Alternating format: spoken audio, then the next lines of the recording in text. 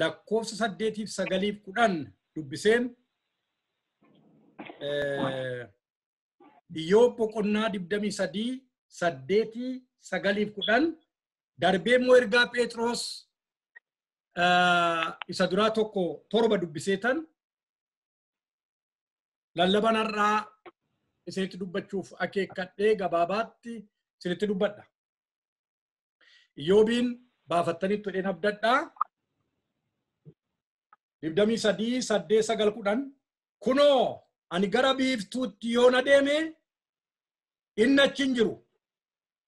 Gara lixa biiftuuttis yoon naqee isan argadhu. Gara bitaatti inni hin hojjeta. Ani garuu isan argu. Inni gara mirgaatti galangala. Ani garuu isa arguu hin danda'u. Haa ta'u iyyuu malee inni karaa koo beeka. Yeroonni qoreena ilaaluttis akka warqeettan ba'aa jedha. Abbaan gammachiis erga na qoreena ilaalee booddee akka warqeettan ba'aa. Inni kun immoo yeroonni qoreena ilaalutti akka warqeettan ba'aa.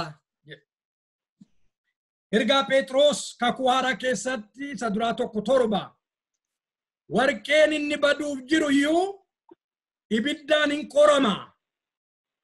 Amantiin keessan inni warqee caalaa gati jabeessi immoo guyyaa Yesuus Kiristoos itti mul'achuuf jiru sanatti jajamee guddinaaf ulfina akka argatutti qoramee in ilaalama. Maaliif qoramee ilaalama? Irraan deebi'aa lakkoofsa 7 warqeen inni baduuf jiru iyyuu ibiddaan qoramee in qorama.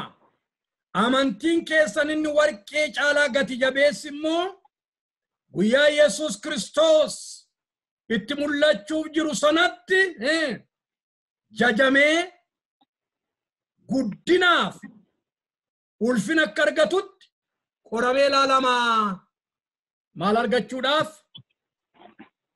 Jajamee guddinaaf ulfina akka argatutti qoramee ilaalama. Akkasumatti guddina argata miti, akkasumatti jajama miti, akkasumatti fuula Waaqayyootti ulfinatti darba miti. Qoramee ilaalamaa gabaabsinee kadhanna.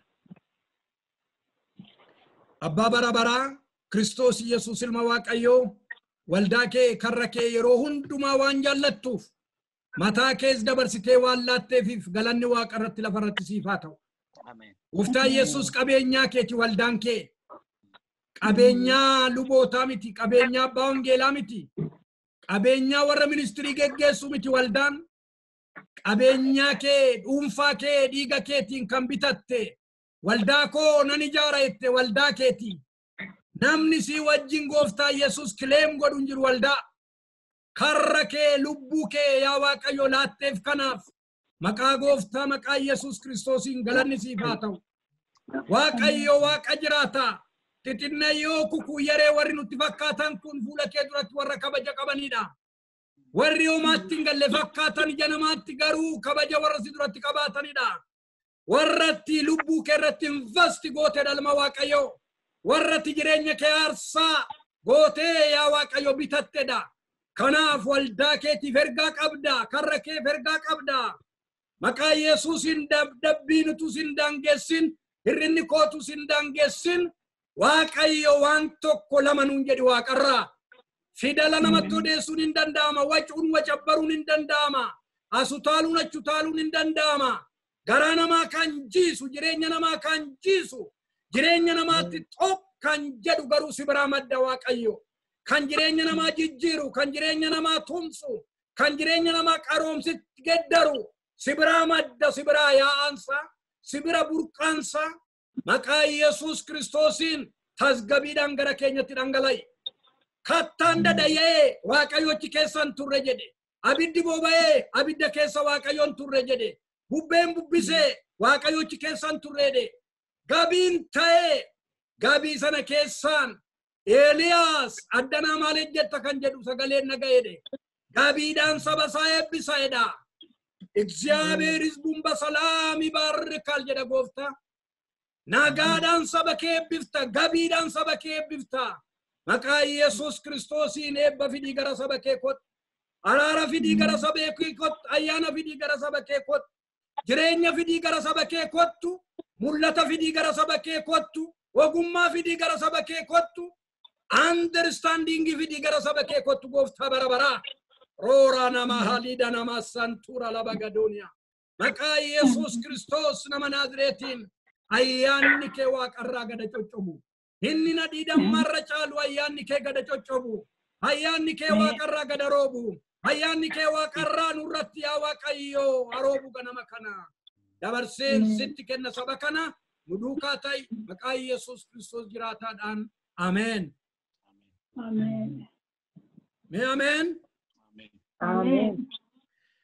Maqaa Waaqayyoo bara amma bara baraatti kan eebbifame haa ta'u. Warqeen warqummaan isaa kan inni ittiin mirkanaa'u isumanni biliclic jedhe yookiin immoo balaqqeessa isaa irratti hundaa'ee namni warqee dhadheen qabsiisu.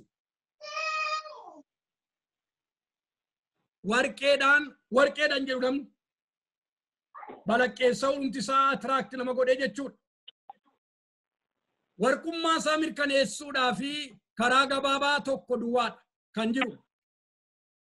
Karaan lama jiru, sadiin jiru. Warqummaa isaa mirkaneeffachuu yoo barbaachise abidda keessa dabarsuu duwwaadha. That's the only choice. Kana duwwaadha. Erga abidda keessa darbee booddee toora warra warqee qabata dhaqe. Amma yeroo sanaatti garuu warran qoramin jedhameeti iddoo adda ba'e ta'a. Erga abidda keessa darbee warqummaan isaa mirkanaa'ee booddee warqummaan isaa erga firmi ta'ee booddee toora warqee qabata. Toora warqee qabachuu duwwaa miti gatii guddaatti jijjiiramee gurra namaa, morma namaa, quba namaa yaaba. Iddoo ulfinaa ta'a jechuudha. Quba namaa irratti ol ba'a. Morma namaa irratti ol ba'a. Quba namaa, gurra namaa ol ba'a jechuudha. Kan immoo akka albuutti iyyuu miillatti hin kaatu jechuudha. Kanaaf jireenya amanaa, jireenya amantootaa kakuu moofaas haa ta'u, kakuu haaraas haa ta'u, qorumsa warqeetiiniti jireenya amantii ni janama. Kakuu moofaas, kakuu haaraa keessattis jireenya amanaa tokko kan inni ittiin mijanamu. Kan inni ittiin ilaalamu akka warqee qorumsaan ilaalamaa jedhe, qorameeti jedhe. Maaliif qora Waaqayyo saba isaa? Why did God test his people? Maaliif qora? Qabxii sadii kana jalatti sitti dubbadheen gabaabaatti gara xumuraatti fida. Waldoota biraa wajjin barumsa itti fufiinsa qabuun barsiisaa jira. Isinii wajjin eegi torban arfan sadan tokko asii waa'ee isatti fufiinsaa ittiin fufne kun arfan irraati qabnee isatti hin fufna yoo gooftaan jedhee amma garuu gabaabaatti kana keessaan akkasiin of ilaaltan barbaada. Maaliif qora Waaqayyo amanaa? Why did God test his people? Maaliif qoree darbes har'as maaliif qora? Isa kana nuu dubbisa obboleessi keenya Daagim Faarsaa 66 10:12 miutii irra kaa'ee jirsa hundumaayyuu. Faarsaa 66 lakkoofsa 10:12 maaliif qora wettan qulqulleessuudhaaf qora. Gabaabaatti maaliif qora jireenya amanaa tokko Waaqayyo sedhu qulqulleessuudhaaf lamaa xiraat jimlaatti naman Waaqayyo dirr jedhanii akkuma gabaa tuutni kuni dhaqee ol hin galu. Each and individual would be tested. Miidhanattiin hundumaa qoru qaba. Kiraateeriyaattiin keessa dabarsu qaba Waaqayyo. Kanaaf gabaabaatti maaliif qora? Qulqulleessuudhaaf qora. Meenuu dubbisi Daagim jirtaa? Jira. Dubbisi. Nan dubbisa maqaa Gooftaa Yesuusiin faarfannaa 66 kudhanii amma 12tti. Yaa Waaqayyoo ati nu qorteetta, akka meetiin qoramee ilaalamuttis nu ilaalteetta. Ati gara kiyyoo sanaatti nu geessitee wanta gannu qabus dugda keenya irra keesse. Ati namoonni mataa keenya irraa akka adeeman gootee ibiddaaf bishaan keessa darbine. Utuma ta'uyyuu ati bal'inatti nu baafteetta. Ameen. Waaqayyo nu qorteetta jedhee jalqabe Daawit. Pluralidha. Waaqayyo nu qorteetta as a nation. Akka saba waaqummaatti nu qorteetta jedhe. Yeroo baay'ee teestii baay'ee keessa kan darbe sadha. Kan galmaa'ee taa'eef qoromsa gurguddaa keessa kan darbe Daawiti. Eeboodhaan ari'ameera. Diinotaan Amaaleeqiin ari'ameera. Filisteemiin ari'ameera. Keessaaf duubaan kan irratti bobba'e waraansa gurguddaa keessa darbeera. Garuu as a nation akka saba Waaqayyootti kakuu haaraatti bokka waldaa kiristaanaatti nu qorteetta jedha. Yaa seexanaa jedha miti. Waaqayyoon jedha nu qorteetta jedha. Agartee? Dudda keenya irra nama ajjechiifteedhe. Mataa keenya dhiichiifteedhe. Ibidda bishaan keessa nu dabarsiteedhe. Destiniin isaa garuu isa miti. Itti galli isaa ibidda miti. Itti galli isaa bishaan miti. Itti galli isaa isa amma boleessi kootiin xumuredha. Haa ta'u maleedhe erga kana keessa nu dabarte booddee gara boqonnaatti nu dabarsitee dhubbaan gammachiis. Gara boqonnaatti nu ceesifteedha. Itti galli boqonnaadha. Itti galli jireenya. Itti galli ulfina. Garuu ibidda bishaan keessa nu dabarsiteedha. Macaafa seeraa keessatti seeraa lakkoofsaa 23, 24, 25 yoo ilaaltanii wanta boojuu keessaa booji'amee dhufee isa ibidda keessa darbu ibidda keessa naa dabarsii jedhe Museedhaan. Isa ibidda keessa dabarre moo bishaan keessa dabarsii jedhe achii booddee mana galmeetti ol gashitaa'e. Waan kana lamaan keessattuu hin darbin iddoo ulfinaa qabachuu hin danda'u. Kan Waaqayyoo jedhee raajiistarri ta'uu hin danda'u. Isa ibidda keessa darbu ibidda keessa dabarsii jedhe. Isa ibidda keessa dabarre moo bishaan keessa dabarsii jedhe lamaanuu qulqulleessuudhaaf warra akka warqee kan isaatti qulqullaa'anii warqummaan isaanii beekamu bishaaniin miti. Ibidda malee. Inni kaan immoo bishaaniin qulqullaa'a. Erga achi keessa darbee booddee kana lamaan keessa erga darbee booddee gimjaa beeti yookiin immoo mana galmee Waaqayyoo keessa iddoo qabaataa jechuudha. Hubattanii? Kan sana keessa hin dabarre kana keessa darbuu hin danda'u. Kana keessa kan hin dabarre immoo kana keessa darbuu hin danda'u. Kanaaf lamaanuu qulqulleessuudhaaf. Garuu meetiin waan lamaaf qorama. Baay'isa godhaa dhaggeeffadhaa. Waan lamaaf qorra meetii. Waan lamaaf. Tokkoffaa ligiduudhaaf xurii isaarraa kaasuudhaaf ibidda keessa dabarsina. Meetiin kan inni ibidda keessa darbuuf waan lamaaf. Ligiduudhaaf xurii isaa kan itti irraa kaachifnu ibidda itti bobeessuudhaan giimii itti bobeessuudhaan itti irraa kaachifna jechuudha. Xurii namaa, ligiduu namaa, jireenya namaarraa kan kaasudha jechuudha. Inni lammaffaa bifa barbaanne qabachiisuu barbaanne sibiila. Bifa barbaanne qabachiisuu barbaanne sheeppii barbaanne qabachiisuudhaaf the only way abidda keessa darbuudha. Ibidda itti bobeessuudha. Ibidda giimii itti bobeessitu. Konkolaataa isa guddaa karaa qabatee deemu kana. Tireenii karaa irratti agartan kana. Aerooppilaanii agartan kana sibiila isa baatu kana hunduma isaa sheeppii sana qabatee as ba'e miti. Inni karaa irra konkolaatu sheeppii kana qabatee as ba'e miti. Hubattanii? Inni karaa irra kaatu, inni tooftu, inni baabura keessa deemu sheeppii sanaan as ba'e miti. Ibidda guddaa irratti bobeessanii akka bishaanii amma ni dhangala'utti digirii isa gara liquiditti fidutti ibidda giimiitti qabsiisanii paaworii elektirikiitiin humna elektirikiitiin irratti bobeessanii sheeppii barbaadan qabachiisuudha. Sheeppii namatti tolu fudhatee as baaga. Nama baachuudhaaf konkolaataa ta'e, shiippi ta'e as ba'uudhaaf, tireen ta'e as ba'uudhaaf, sheeppii sana qabsiisu gara barbaadanitti jechuudha. Gooftaa Yesuus qurxummii qabduu turtanii nama qabduun isin taasisaa jedhe. Nama qabduu ta'uun baay'ee namatti tola gaariidha. Garuu ta'uudhaaf piroosesii ittiin ta'an keessa dabarsa. Aariisaa gurguddaan, garafamuun, rukutamuun, reebamuun isaan irratti wal furee ture.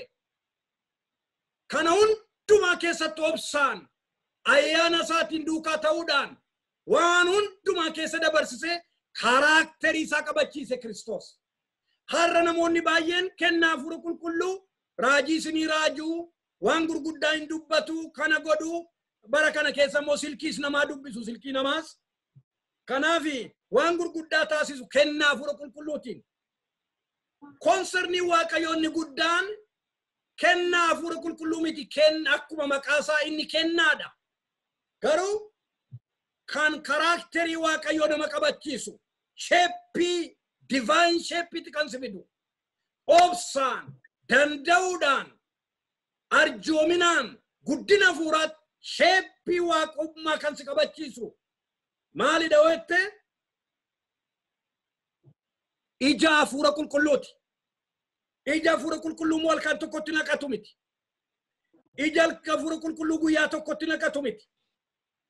Inni egaa qotamee, meesamee, besselamee, erga keessaa urgufamee booddee itti facaafama.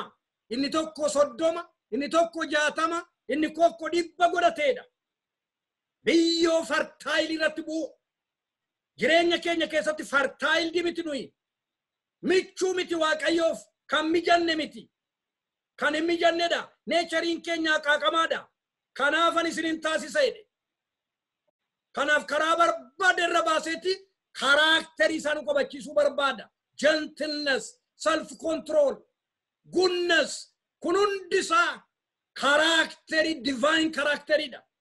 Namoota baay'ee warra kennaa hafuuraa isinin jedhe sanaa waan xinnoo dhedheetti buutanii takka dhuftee daqiiqaa 5 booddee argitu kaaraakterii isaanii. Siya isaan dheekkaman, siya isaan arrabsan.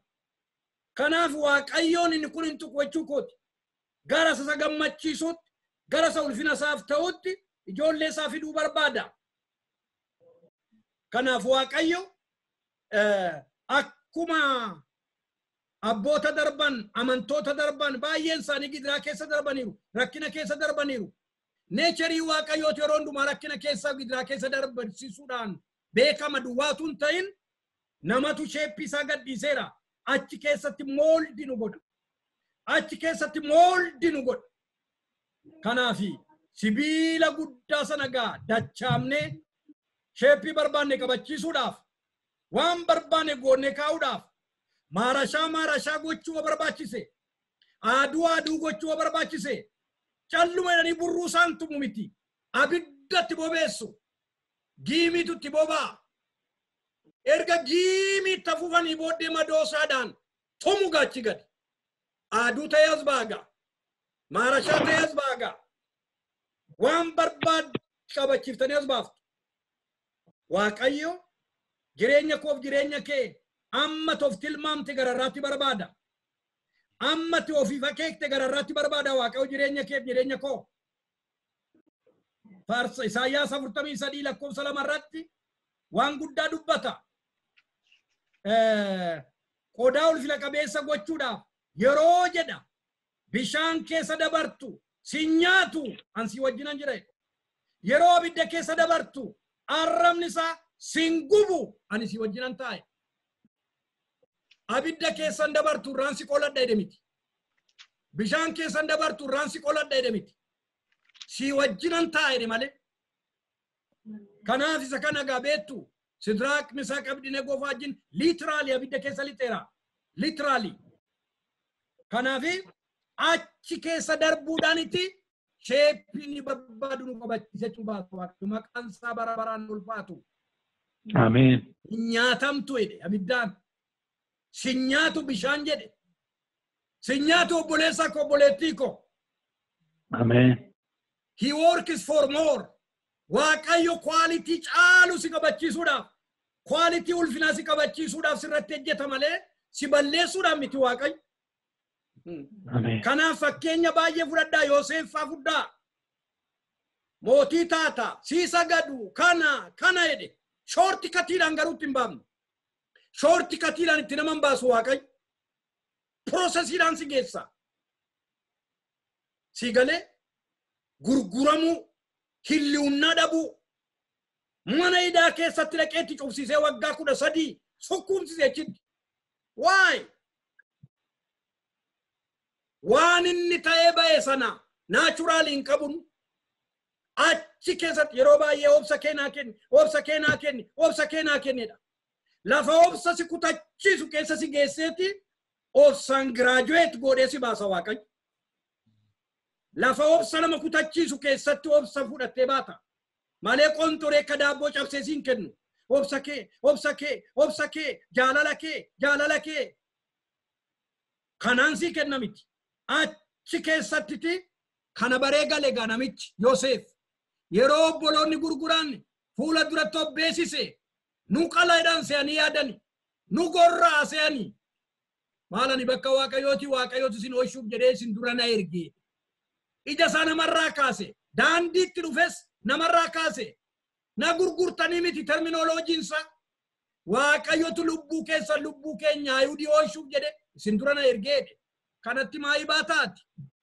Obboleessa kasasaa, obboleettii kasasaa, obboleessa ceephaa, obboleettii ceephaa. Isa sagaras hiidan ajandaa sasiif qabu. Isa dhoossaadhaan gara ulfina isaatti jiruudhaaf irratti hojjetu Waaqayyoon harka isaa arguudhaaf ijji kee kan baname haa ta'u. Obboleessa garasitti, obboleettii garasitti harka Waaqayyoo argu. Waaqanna ergeedhe. Waaqanna ergeedhe. Maaliif kana hundumaa keessa dabarsa gaa Waaqayyo? Waaqayyo jireenyan qoramne keessatti mootummaa isaa guutummaatti hin diriirsu. Irra deebi'a. ባልተፈተነ ህይወት ውስጥ መንግስቱን አይመሰርትም። ከናፊ ጉቱማት ሞቱማ ሰደርሱዳፍ ከነ ሁንዱማ ከሰ ደበርሳ Waaqayyo. መቃንሳ በራ አማ በራ በራት ከነ ቢፋም ያታው ለማፋ ደፌ እንደማ ለማፋ inni jalqaba maaliif ibidda keessa nu dabarsa kulleessuudhaaf, inni lammaffaa maaliif humna isaa nu agarsiisuudhaaf. Yoo qorumsi dhufee qorumsa sana keessa si baatee darbe malee dandeettii Waaqayyootti attamitti amanatta. Raajii Zakkaariyaas 4:7 ati yaa tulluu nana garbicha koo Zarubaabel duratti ati maalidha? Ati maalidha? Dachaa wal qixxaataa taataa'edhe. Agarte gaarri Waaqayyo duratti gaara ta'ee ittiin fufu. Tulluun tulluu ta'ee ittiin fufu. Hubatteetta? Kanaaf dandeettii isaa si hubachiisu yeroo barbaadu achitti si geessa. Lafa onaa keessatti. Laftonaa lafa onaan ta'u ga'a. Namicha tokko kaalkuleetii godhee dubbata. Qallaba guyyaa waggaa 40 deelii irraa kaase gara tiriliyoonii meeqaati? 7 miliyoonii 2 ol deelii raash nyaata salaalame raashinii guyyaa guyyaatti laanchi diinarii breakfast bishaan kana hunduma lafa onaa keessatti provide godheedha. Keessa deebii 29 irratti kopheen isaanii hin cufne hin ciccinneedha. Wayyaan isaanii jalaan numneedha. Yeroo si fuudhee ba'u itti gaafatama kee guutummaa fudhatee ba'a Waaqayyo. Ameen. Ameen ameen. Ameen. Itti gaafatama kee hundumaa harka isaatti fudhata. Hin numne jalaayidha. Maaliif of eeggannaan ni godhuuftu guddaadha. Kanaaf guddummaa isaa si agarsiisu yeroo barbaadu kanarra si fuudhee kaa'a Waaqayyo. Guddummaa isaa karaa qorumsaa irra si baasa. Obboleessa tokkotu yeroo tokko meerreessa jira laata rakkinni asiin jira laata rakkinni kotta baloo sirra darbinaan jedha. Waasiin immoo laaleeti rakkina laaleeti kunoo tirakkin abalu kota sillitin hanjedhaa isa kanallee fudhadhu isa fudhadheetananii underline godhe miti anillee garuu yeroo karaa qorumsaa si dabarsus inni immoo ergaa qorontoota duraa 10:13 irratti amma humna keenya oliitti amma kan qoramne inni godhu Waaqayyo amanamaadha. Galanni isaaf haa ta'u. ከሚቻላችሁ መጠን ይልቅ ትፈተኑ ዘንድ የማይፈቅድ እግዚአብሔር የታመነ ነው። ከሚቻላችሁ መጠን ይልቅ መጠኑን የሚመጥነው እሱ ነው። አብዱ መተፈ በደከሰ ሲንደበርሱ አንተን ቂም ያንተን እምነት የሚመጥን መጥኖ ያመጣል። ሚ ኩርፍ እንደ ሳይዚ ኬቲን ነው ፈቹኮት ሳይዚ ኬቲን ሲፊዳ kanaaf obboloota ko wanti fuula keenya duratti ol jedhee ilaalamu yoo jiraate Waaqayyo duratti kan ol jedhe miti baay'isee gadi kan jedhedha Waaqayyo duratti. Ameen. Galanni Waaqayyoof haa ta'u. Faarsaa 90 faarsaa 97 lakkoofsa 5 97 lakkoofsa 5 irratti maal jedha? Tulloonni fuula Waaqayyo dura akka gagaa baquudha. Isa tulloota baqsuudhaan isi dura jiru. Isa tulloota baqsuudhaan isi fuudhee ba'e. Isa tulloota akka gagaa baqsuudha. Gagaan abidda duraan ijaajju. Tulloonni akka gagaa baquudha. Isa ol ka'aa gadi qabeerra si deemsisa. Ameen. Haleluuyaa. Ameen. Yeroo baay'ee isa ol ka'aa qaqqajeessuun isa ni bu'u. Jireenya keenya qaqqajeessuutu projektii guddaadha Waaqayyoof. Amen. Yaa Yordaanos maal agartanii baqattanii isin jedhe inni faarsaa 114 keessatti Waaqayyo Waaqa Yaaqoob duraa akka korbeeyyuu taaltan jedha. Isaanin baqatu Waaqayyoon hin naga'uunis Waaqayyoon maqeennaan hin baqu karaa gaddiisu. Shakaraan qoosaattiin qaqqajeelle jireenya koof jireenya keetii obboleessa koo obboleetti isarratti yeroo investi godha Waaqayyo smooth gochuudhaaf siileessuudhaaf sheeppii barbaade qabachiisuudhaaf jireenya koof jireenya kee irratti investi godha Waaqayyo. Harragaa qorumsa nutti dhufu hundumaa gita keenyaan ilaaluun nurra hin jiru. Gita keettiin ilaaliin qorumsa dhufu. Gita Waaqayyootti ilaali. Saayizii keettiin ilaalin Waaqayyoo wajjin fidii wal qabachiisi. Mee faarsaa Isaayyaas 45:2-5tti nu dubbifta daagin. Isaayyaas 45:2-5tti gita keettiin ilaalin rakkina. Gita keettiin ilaalin qorumsa. Mee nu dubbisi. Qiiroosiin immoo ani si duraa deemee isa ol ka'e hundumaa gadi nan deebisaa. Balbaloota sibiila boorrajjii irraa hojjetaman nan caccabsaa. Danqaraa sibiilaas nan hurreessa. Ani qabeenya iddoo dukkanaa keessa jiru siif nan kennaa. Badhaadhummaa iddoo dhokataatti walitti qabames harka kee keessa nan buusaa. Yommus ati ani gooftaa akkan ta'e maqaa keetiinis kanan si waame.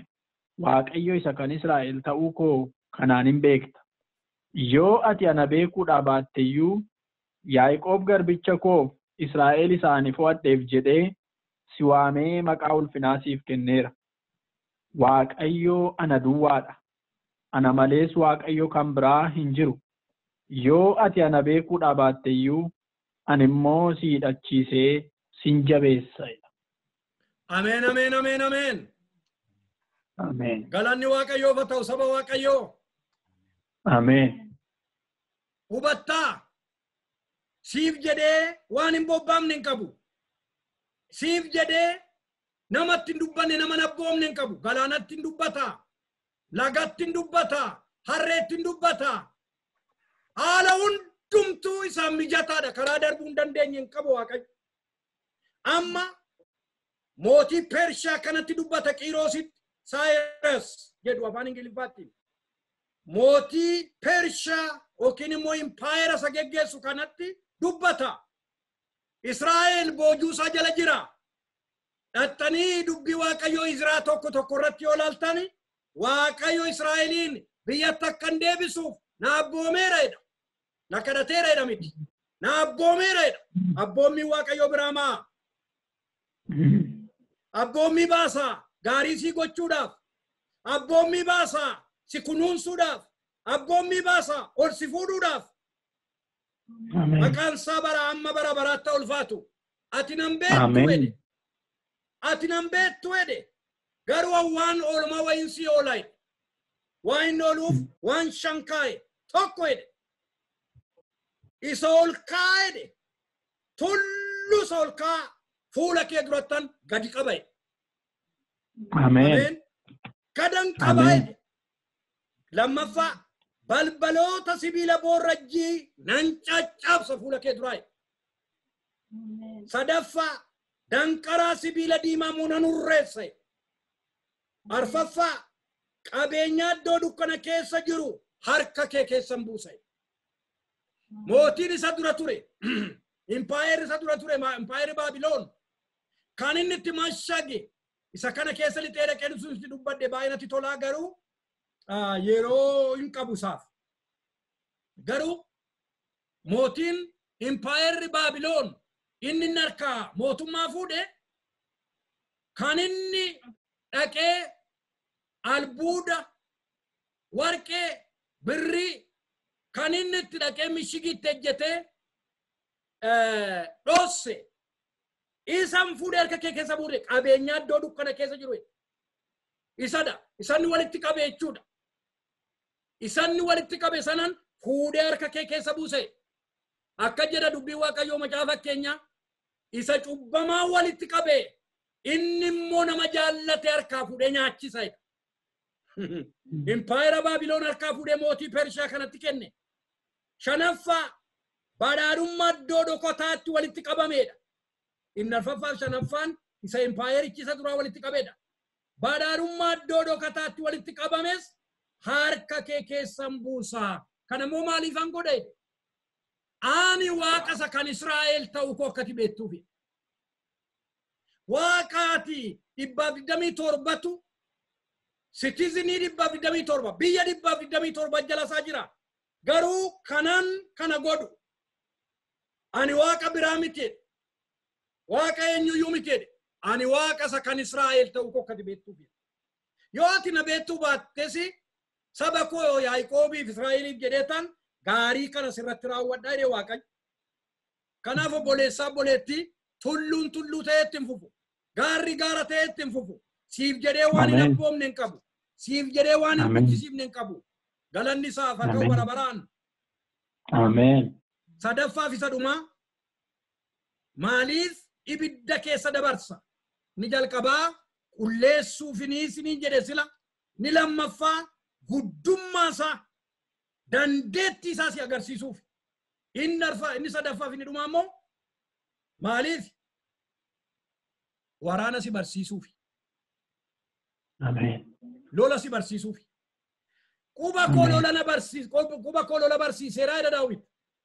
Mee macaafa abboota firdii nu dubbifta abboota firdii keessatti boqonnaa 3:2 mee dubbifadhaa booddee lola barsiisuudhaaf mee nu dubbisi daagim. Waaqayyo namoota Israa'el warra lola biyya Kana'aan keessatti ta'e hin argin qoree ilaaluudhaaf saba garaagaraa achitti hambise. Inni saba Israa'el keessaa dhaloonni gara booddee warri lola hin argin kun lola akka baran hin barbaade. Sabni warri achitti kunis gurguddoota Filisxeemotaa warra humnaan mo'an Kana'aanota, Sidoonota, Hiiwota warra tulluu Libaanoon gubbaa tulluu Ba'aal Hermoonii hamma itti lixaa Hamaatitti jiraatanidha. Ameen, ameen, ameen, ameen, ameen. You can't escape. Karaa Waaqayyo irra si deemsisee irra deemta malee you can't escape. Gamnummaa keetiin, beekumsa keetiin, haxxummaa keetiin miliquu hin dandeessu. Yeroo inni qorumsa fidu gamatti yoo taalte gamatti qopheessa. Gamanatti yoo asu taalte gamanatti qopheessa. You can't escape.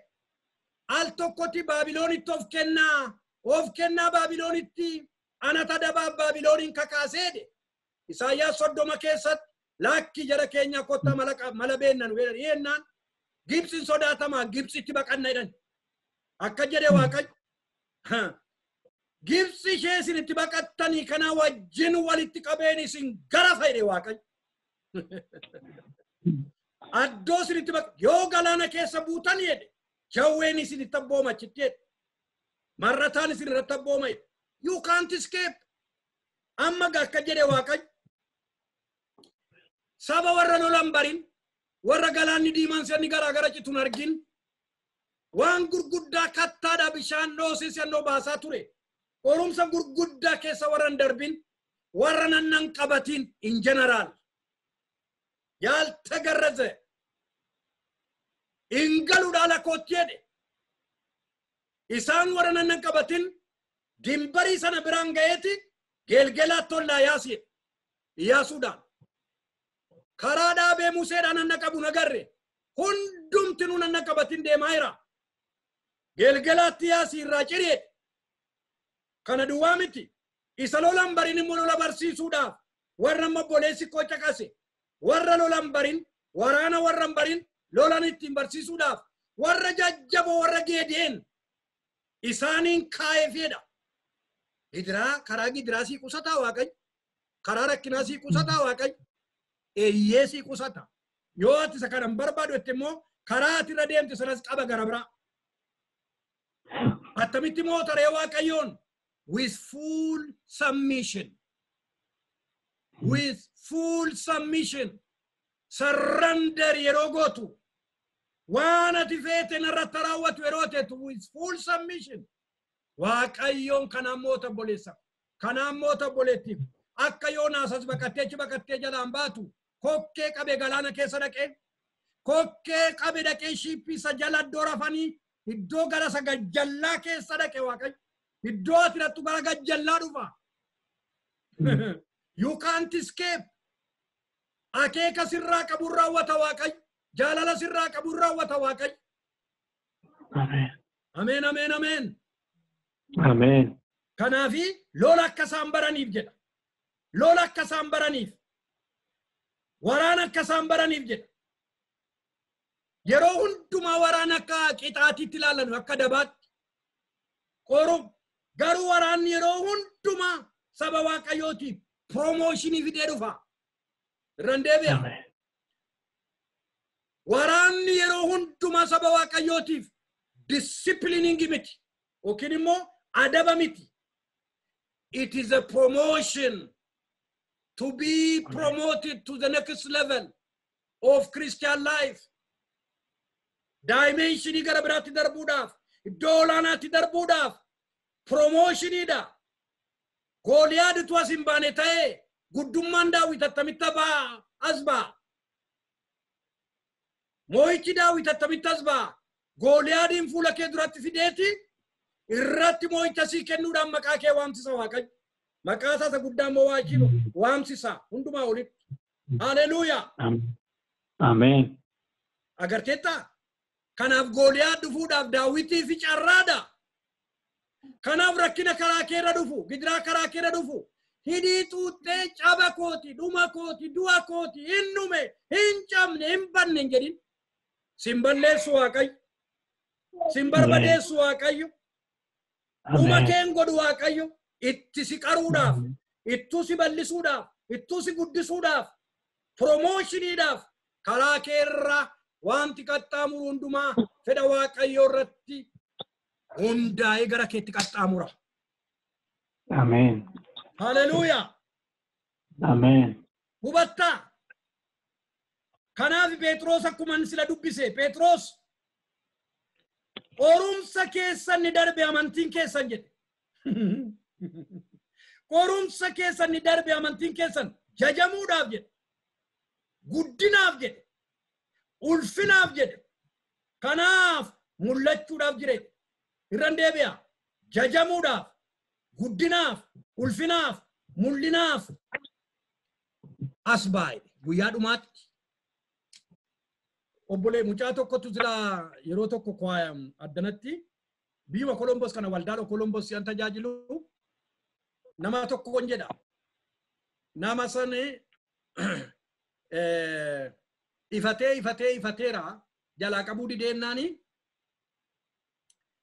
addoo sagalattis addoo waldaattis immoo bayeessa ta'uu barbaada mul'achuu barbaada iddoo lamatti andanyaa ba'uun hin danda'amu jedhe mucichi iddoo lachuutti andanyaa ba'uun hin danda'amu si okkoshiisu tura jira Yaaqoob isa akka qeerransaa utaalu sana Yaaqoob isa akka biichee utaalu sana dhaqee lukasaa luqqeettusaa keessaa buqqisee Waaqayyo isa booddee gamaal arge waan lama sadii lallaba koo keessan jiru huma gara kootti dhufe tokko Waaqayyoon fuulaa fuulan argee lammaffaa aduu tachitti irratti ba'eedha aduun jireenya akka inni irratti ba'u Waaqayyoon fuulaa fuula kana tagartu isa tokkoof yeroo ati duutu duwwaadha isa lafarraaf yeroo ati okkolaa taatu duwwaadha iddoo lachuutti andanyaa ba'uun hin danda'amu jechi mucaa kanaa yeroo hundumaa nadiin kanaan qobaa koos hubatee waan jedhee laata noon beeku I don't know yoo hubatee jedhe ta'e guddaa isa hubachiise Waaqayyo kanaaf obboloota erga isa keessaa luqqeettuu isaa keessaa fuudhee booddee fiilla fiit Waaqayyoon arge jedha aduun achitti irratti ba'eedha okkolaa karaa jalqabeedha isa lafarraaf si okkoshiisuu barbaada ejjaaf xuraa'ummaadhaaf weennoodhaaf sassatinaaf jeejeedhaaf si okkoshiisuu barbaada Waaqayyo isa kan saatiitiif immoo allaa ibsi gochuu barbaada jireenyatti si dabarsu si qaruu barbaada Waaqayyo isa booddee gaa erga fatana qorumsa sana hundumaa keessa darbee booddee agannanoo akabbaroo haleluuyaa Amen. maqaan Waaqayyoo bara amma bara baraatti kan eebbifame haa ta'u agannanoo akabbaroo paatraarik ani Waaqa Abrahaam Waaqa Isaaq Waaqa Yaaqoob jedhe Waaqayyo guyyaa gara biraanis hin barsiisa waa Yaaqoob barumsa gurguddaa baay'eedhan waa'insa kanaaf hundumaa dachaa godhee fida yaa obboloota obboleettotaa liyaaxaraan promootii nu gochuudhaaf nu qulqulleessuudhaaf guddummaa isaa rakkina keessatti nu agarsiisuudhaaf isa nu ejjetaa jiru harka Waaqayyoo ofirratti hubataa irraa beektuu hubataa irtuu waan barbaade jedhamee dhufu waan barbaade hommoggaasee asa ba'u waan barbaade hommoggaasee asa ba'u siif garuu gaariidhaafi mana keetti buu dhala keetti buu jireenya keetti buu Waaqayyo amanamaadha ammam gaa Waaqayyo naanneen gaddaa obboleettii tokkoon amma obboleessa tokkoon amma tamanattu ga'an jedheen ammam gaa Waaqayyo amma tamanattu ga'a amanadhu isa guddummaan isaa in general Waaqayyo guddaadha jireenya kee keessatti garuu ammati amanatte ga'a ammati tirkatte ga'a ammati toblaatte ga'a Waaqayyo kanaafi har'a alaasitti isa ta'u tun ta'in isa mul'atu kana keessatti isa ta'u isa ol ba'u gadi bu'u isa of gegeddaru kana miti ከዚህ ከሚታየው በስተጀርባ isa jiru Waaqayyo akka targituuf ija kee aban ija koo aban Amen. Amen. yeroo hundumaa badhaamni gidduun jiru jalqabas hin jiru badhaasa gara dhumaa kaa'e Waaqayyo Ximootoos 2:4 amantii koo eeggadheeraa eegeera amantii koo fiigicha koos fiigeere fiigee moraa waddeere kunoo gonfoo tolaanna eeggataa jira ana duwwaa moo miti warra mul'achuusaa eeggataa jiran hundumaaf qophaa'ee jira obboleettii obboleessaa har'a tarii waan aalati keessa dabartu hundumaa keessatti kan obsas fixachiisu jira kan si gundubu jira kan si sookkaasisu jira kan hundumaa gaariidhaaf godha Waaqayyo kan hundumaa gaariitti jijjiira Waaqayyo Amen. promotioniidhaaf hojjetee si ilaaluudhaaf si baasuudhaaf bu'aa keetiif jedhee godha Waaqayyo isa dhageenyi nuuf eebbisu fa'aatiin keenyallee ganaadha kanaafan obboleessuma sagantaa geggeessaa jiru kanaan akka inni sagalee kanarratti kadhattu nafeera sagguun jirtaa saggaa'e Jira Nagamu. Menu kadu dubbi waaqayyo irratti nu kad. Eesh in kadhannatti fufneeti afurichuma keessa turree kadhanna. Hallelujah waaqayyo guddaadha. Amen. Guddummaa isaa argaa jirra gaanni gidduu keenya jira. Gooftaan gidduu keenya buufateera. Ayyaanni isaa gidduu keenya buufateera. Fayyisuun isaa gidduu keenya buufateera. Irree waaqayyoo mana keenya keessa socho'aa jira. Amen. Hallelujah. Sagaleen kun immoo yeroo baay'ee kallattii jijjiirratee kallattii addaa garaatiin dannufaa'eera. Maaliif laata? Nuti hubachuu hin dandeenye haa ta'u waaqayyo immoo waan kan biraa waan kana caalu duubaa fidaa jira nu jabeessuuf haa ta'u isa tokkoof sagaleen kun hin deddeebi'a garuu bilchaachuudha qabna sagalee kanaan waaqayyo hin dhiisu jechuudha waan naqeexeffachiisuu qaba waan ta'eef yookaan nuti hubachuu dhaga'uu hin dandeenye mee ofitti maame waaqayyo maal jedhee maal dubbate irra waaqayyo qorumsi maaliif na qora waaqayyo mana koo maaliif qora jireenya koo maaliif qora hafuurri koo maa qorama aalamma keessa jiruu fi addunyaan itti qoramu keessa dhiisaa isa ba'a jireenya dhuunfaa keessan keessaa qorumsi maaliif deddeebi'a mana keenyatti jireenya keenyarra qorumsi maaliif taa'e waaqayyo deddeebi'ee dubbachaa jira nu hubachiisuu barbaada kanumaaf waan kan biraaf miti sagalee kanaan jireenya keenya barsiisee darbuu barbaada waaqayyo yookaan kan biraa kan caalu duuba jira yookiin immoo aalamma keessa jiru kanatti sagalee dhaga'uu waan danda'amneef waaqayyo deddeebisee hanga nu hubannutti nutti dubbata jechuudha. Naafuu faalaallu. Akka haalli jedhu miti obboleessa koo. Akka miirri keessatti haasa'u miti. Akka biyyi lafaa siin jedhu miti. Akka ollaan jedhu miti. Akka waaqayyo jedhu. Ameen.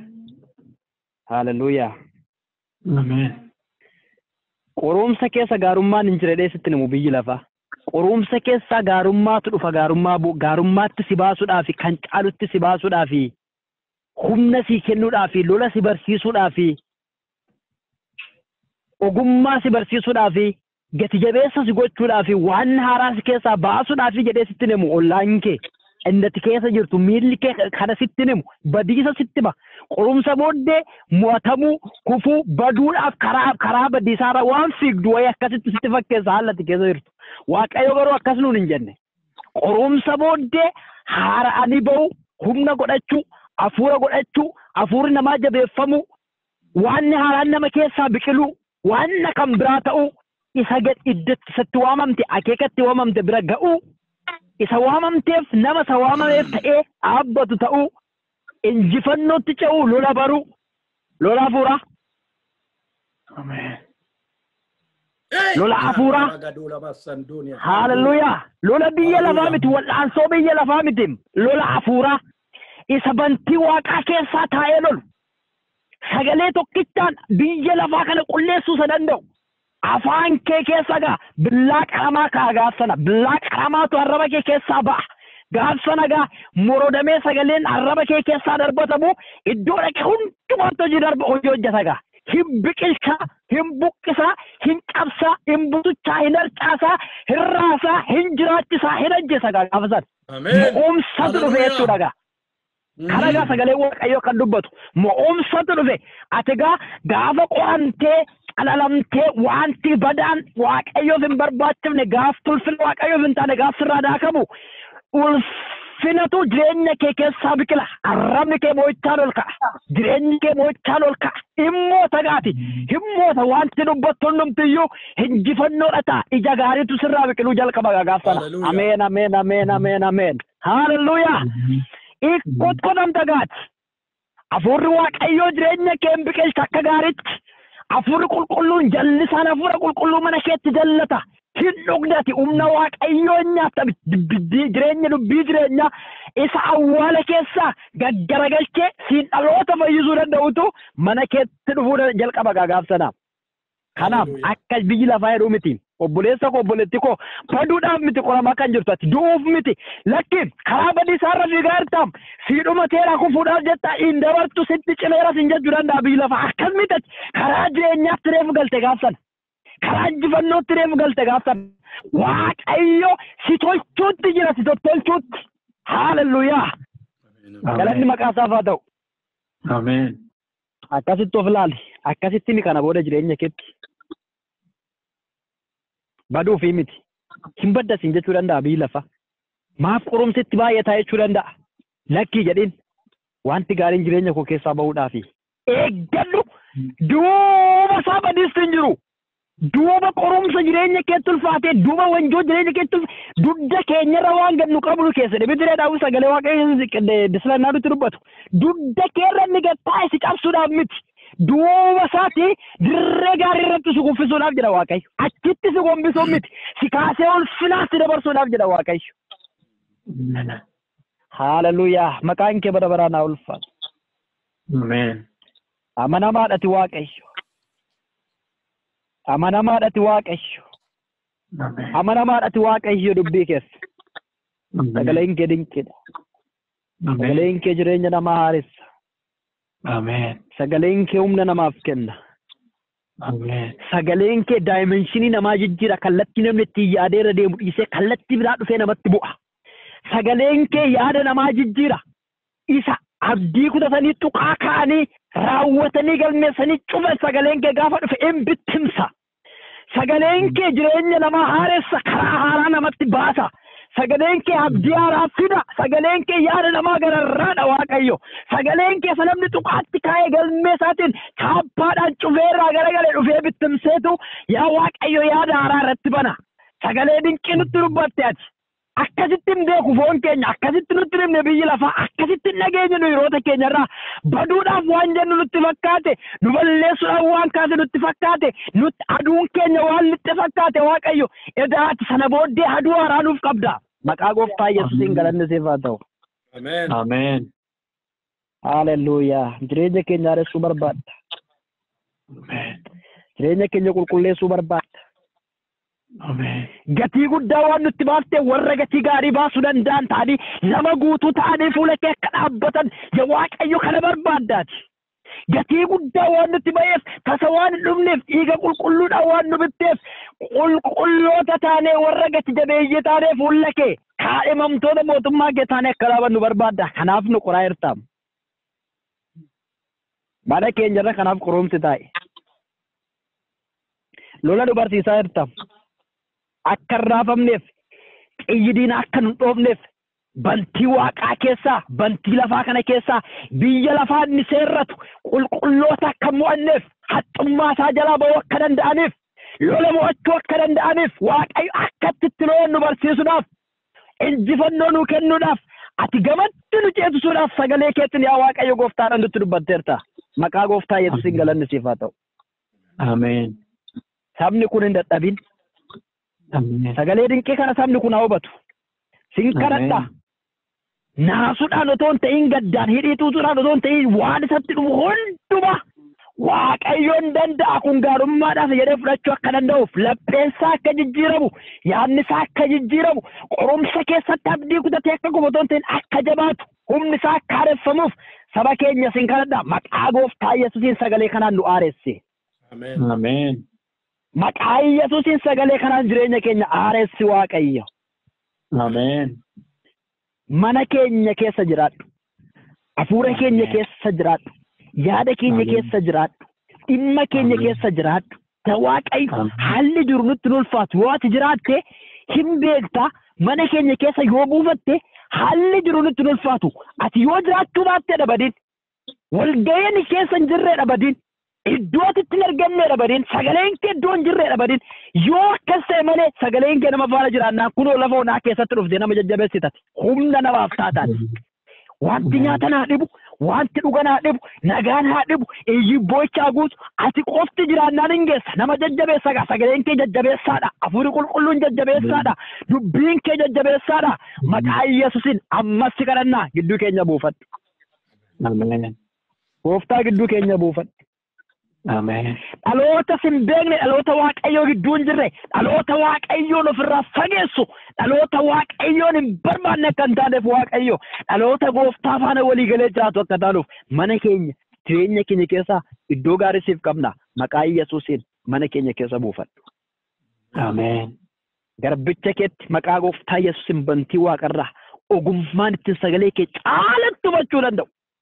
Namoota baay'eedhaaf arraba isaa keessaa inni ba'u sagalee jireenyaa, sagalee abdii, sagalee humna kennu, sagalee jiraachisu akka ta'uuf ila ammas hin dibna maqaa Yesuusin arrabni garbicha kee haa dibamu. Amen.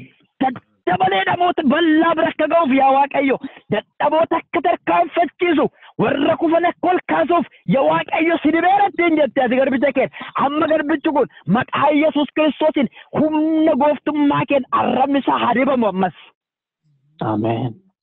Mana isaa jireenya isaa eebbifteetta caalatti waan isa barbaachisu hundumaan nagaan yaa Waaqayyo inni dhuma hin qabne maatii isaa jireenya isaa tajaajila isaa bara isaa hundumaatti isa wajjiniin haa ta'u. Amen. Jaa sagalee dhageenye jaa nutti dubbattee ulfaadhu. Amen. Yeroo hafe nuuf eebbisi maqaa Yesuusiin. Ameen.